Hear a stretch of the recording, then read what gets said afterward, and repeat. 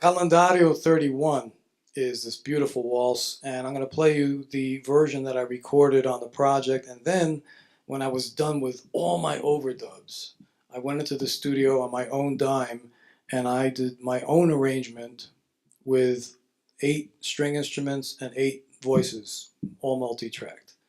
And it wasn't only like kind of like my way of just kind of feeling the resolution of the project, but what I did was I used as counterpoints quotes from other pieces in the project.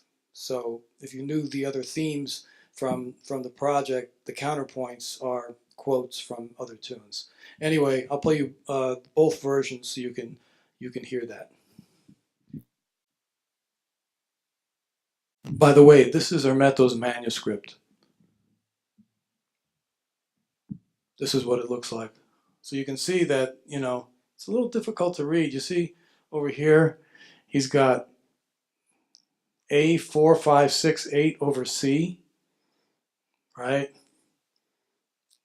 It's, it takes a minute to see what's going on here. And look at the repeat sign is a bird. And and he tells you what time he finished it. So he finished it at 1:29 in the morning. Tudo de bom sempre, Hermeto Pascoal. Everything's great. He's always saying, long live sound. And so this was really like a diary. He tells you, this is 23rd of July, and he tells you where he was. He was in his house in Jabu, and it's Tuesday. And yeah, so here's Calendario 31. It's a gorgeous piece.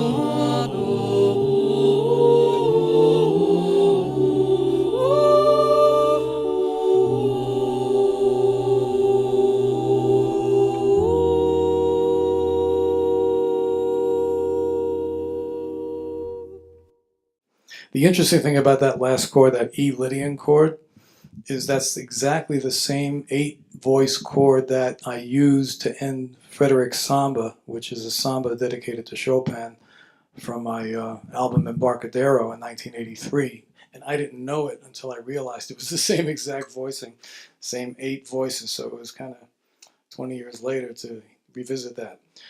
What I'd like to do before we move on to samba and bayan, and also his ballads, and then hopefully we'll visit his son da hora, where he sets the human spoken word to music. I want to play you just the main head section of the choro, which I wrote dedicated to Hermeto Feiticeiro, which means the wizard, and it was from my album Amazôna, which was in the 90s, 93, 94. So this is Feiticeiro. I just want to play you just the head so you can hear it. It's a choro that actually has a double third section. So it's actually A A B B A C C D D A. And I'm playing guitar synthesizer on this, so I'm triggering an Akai sample, flute sample, and it was a great sample because the harder you attacked it, the more breath you would get from the sound of the flute. So it was really felt like an instrument. So this is Feiticeiro, and the score I'm going to put up is an adaptation I did recently for guitar, marimba, and cello, but all the elements are there.